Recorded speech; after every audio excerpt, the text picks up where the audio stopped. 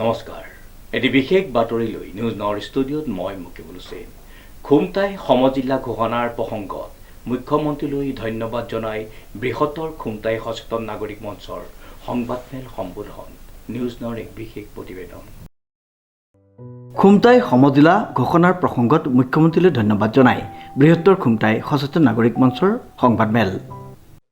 চাওক, প্ৰথমে খুমটাই বৃহত্তৰ যি সচেতন নাগৰিক মঞ্চ, এই বৃহত্তৰ খুমটাই সচেতন নাগৰিক মঞ্চৰ সভাপতি হিচাপে মই মোৰ যিমানসকল সহকৰ্মী আছিল সকলোজন অংশীদাৰক মই ধন্যবাদ জ্ঞাপন কৰিছোঁ। আৰু যোৱাকালি 15 আগষ্টৰ এই পবিত্ৰখনত মাননীয় মুখ্যমন্ত্ৰী মহোদয়ে যি খুমটাই সমজিলা সদৰ খুমটাইত স্থাপনৰ যি ঘোষণা কৰিলে, আনুষ্ঠানিক ঘোষণা কৰিলে, আমি তেখেতক আন্তৰিক অভিনন্দন বা কৃতজ্ঞতা জ্ঞাপন কৰিছোঁ আৰু তেখেতক ধন্যবাদ জনাইছোঁ যে খুমটাই এখন বুৰঞ্জী প্ৰসিদ্ধ ঐতিহাসিক স্থান। এই খুমটাই সমষ্টি খুমটাই গাঁৱৰ পৰা নামাকৰণ হৈছিল আৰু এই খুমটাই যি ঐতিহ্য, এই ঐতিহ্যৰ প্ৰতি লক্ষ্য ৰাখি খুমটাই সদৰ যি খুমটাই স্থাপনৰ সিদ্ধান্ত ল'লে, তেখেতক সমস্ত খুমটাইবাসীয়ে গোটেই জীৱন জুৰি তেওঁৰ ওচৰত চিৰকৃতজ্ঞ হৈ থাকিব, ঋণী হৈ থাকিব। আৰু তেখেতৰ এই সিদ্ধান্তক, এই বিশেষকৈ খুমটাই অঞ্চলক, যিটো খুমটাই অঞ্চলৰ প্ৰাণকেন্দ্ৰ, চেণ্টাৰ পইণ্ট, বিভিন্ন অঞ্চলৰ পৰা যাতায়াতৰ যি যোগাযোগ সুবিধা আছে, যি ব্যৱস্থা আছে, এই ব্যৱস্থাৰ ফালৰ পৰা মই ভাবোঁ যে মাননীয় মুখ্যমন্ত্ৰীৰ এই সিদ্ধান্তই গোটেই সমষ্টিবাসীক চাৰিওফালৰ পৰা আনি এই প্ৰাণকেন্দ্ৰত তেওঁলোকক উপস্থিত কৰাই এই যি কাৰ্যালয়, এই কাৰ্যালয় পৰিচালনা কৰাত তথা প্ৰশাসনিক বিষয় ব্যৱস্থাটো চলাই যোৱাত যথেষ্ট সহায় হ'ব বুলি মই ভাবোঁ।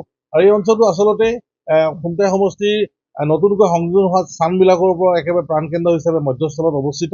গতিকে এই যি ছাৰ্ভে বা যি প্ৰক্ৰিয়াৰ মাজেৰে মুখ্যমন্ত্ৰী মহোদয়ে কালি সিদ্ধান্ত ল'লে, সেই সিদ্ধান্তত আমি তেওঁক আন্তৰিক অভিনন্দন জ্ঞাপন কৰাৰ লগতে বহুত কৃতজ্ঞতা আৰু সকলো সমষ্টিবাসীৰ হৈ বা আমাৰ বৃহত্তৰ খুমটাই সচেতন নাগৰিক মঞ্চক আমি ধন্যবাদ জ্ঞাপন কৰিছোঁ।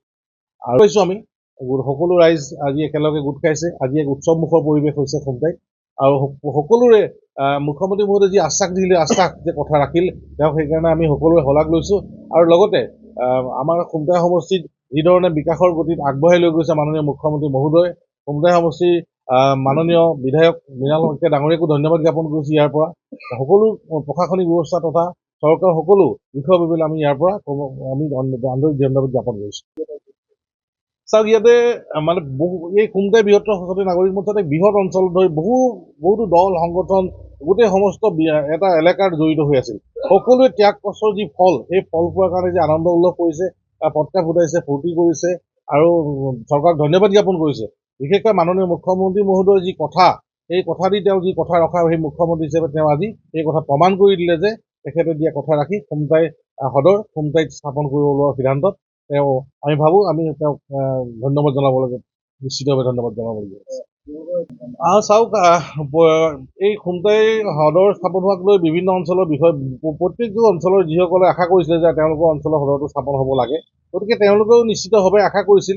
আৰু আমিও সেইধৰণে খুমটাই যিহেতু নামটোৰ লগত সম্পৰ্ক আছে, খুমটাই বুৰঞ্জী প্ৰসিদ্ধ অঞ্চল হিচাপে খুমটাই আমি হোৱাটো বিচাৰিছিলোঁ। গতিকে এটা স্থান, সদৰ স্থানটো খুমটাই যিদৰে নামাকৰণ কৰিলে, গতিকে সকলো দল সংগঠন ইয়াত জড়িত, সকলোৱে ত্যাগ, সকলো বিভিন্ন সময়ত দিয়া স্মাৰক পত্ৰৰ ফল পাইছোঁ।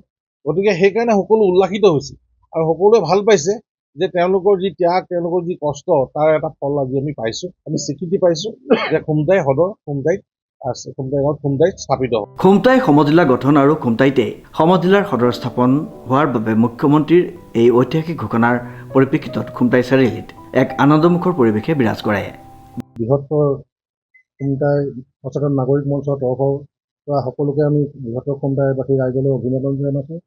যিহেতু আমাৰ যোৱাকালি মাননীয় মুখ্যমন্ত্ৰী শ্ৰীযুত হিমন্ত বিশ্ব শৰ্মা ডাঙৰীয়াদেৱে যি খুমটাই সমজিলা সদৰ কাৰ্যালয় খুমটাইত স্থাপনৰ যি ঘোষণা কৰিলে, সেই ঐতিহাসিক দিনটোত আমি যথেষ্ট আনন্দিত হৈছোঁ।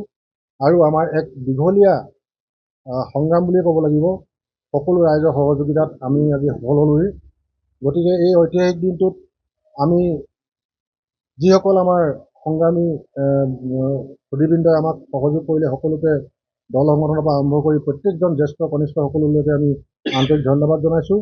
আৰু লগতে আমাৰ কৰ্মশ্ৰী মাননীয় মুখ্যমন্ত্ৰী মহোদয়ক আমি ধন্যবাদ আৰু কৃতজ্ঞতা জনাইছোঁ।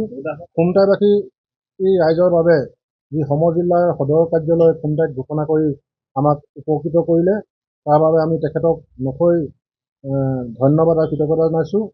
আৰু লগতে আমি আমাৰ যি পৰিক্ৰমা আমি যোৱা 2023 চনৰ 25 তাৰিখে আমি মাননীয় মুখ্যমন্ত্ৰী মহোদয়ক দেৰগাঁৱত সাক্ষাৎ কৰিছিলোঁ, যিহেতু যেতিয়াই আমাৰ খুমটাই সমজিলা কাৰ্যালয়ৰ সমজিলা ঘোষণা কৰিছিলে তাৰ মাজতে কিছু আনুষংগিক বিসংগতি মানে অনা যোৱা হৈছিলে। আৰু সদুশেষত আমি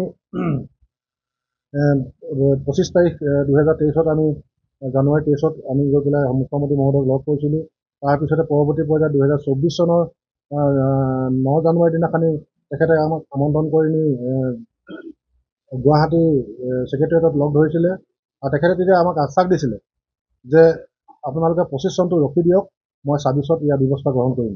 আৰু সেয়েহে কথা ৰখা মাননীয় মুখ্যমন্ত্ৰী মহোদয়ক আমি সদৌ খুমটাইবাসী ৰাইজে বৃহত্তৰ খুমটাইবাসী ৰাইজে তেখেতক ধন্যবাদ পুনৰ জনাইছোঁ যে তেখেতে যি ধৰণে আমাক কথা দিছিল যে 2025 বৰ্ষটো আপোনালোকে ৰখি দিয়ক, আমি সেইমতে কোনো ধৰণৰ কাৰ্যসূচী বা কোনো ধৰণৰ কাৰ্যকলাপ হাতত নোলোৱাকৈ আমি ৰখি আছিলোঁ। আৰু আজি তাৰ আমি যোৱাকালি তাৰ সেই ফল ভুগিব পালোঁ। আমাৰ 15 আগষ্টৰ যি স্বাধীনতা দিৱসৰ যি কাৰ্যসূচী আছিল গুৱাহাটীত, তেখেতে আনুষ্ঠানিক ঘোষণা কৰিলে।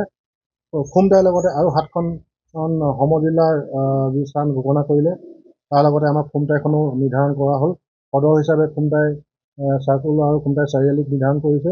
গতিকে আমাৰ যি প্ৰয়াত যুৱকান্ত গগৈদেৱে খুমটাইৰ কাৰণে যিখিনি কৰি থৈ গ'ল, তাক নতুন খনিকৰ ৰূপে মাননীয় মুখ্যমন্ত্ৰী হিমন্ত বিশ্ব শৰ্মা ডাঙৰীয়াই যি স্বীকৃতি দিলে, তাৰ বাবে তেখেতক আমি কৃতজ্ঞতা আৰু ধন্যবাদ জনাই তেখেতলৈ সুস্বাস্থ্য আৰু দীৰ্ঘায়ু কামনা কৰি আমাৰ খুমটাই নাগৰিক মঞ্চ বৃহত্তৰ নাগৰিক মঞ্চৰ তৰফৰ পৰা আশীৰ্বাদ জনাইছোঁ। বৃহত্তৰ খুমটাই নাগৰিক মঞ্চই সংবাদমেল সম্বোধন কৰি কৃতজ্ঞতা জনালে মুখ্যমন্ত্ৰীক।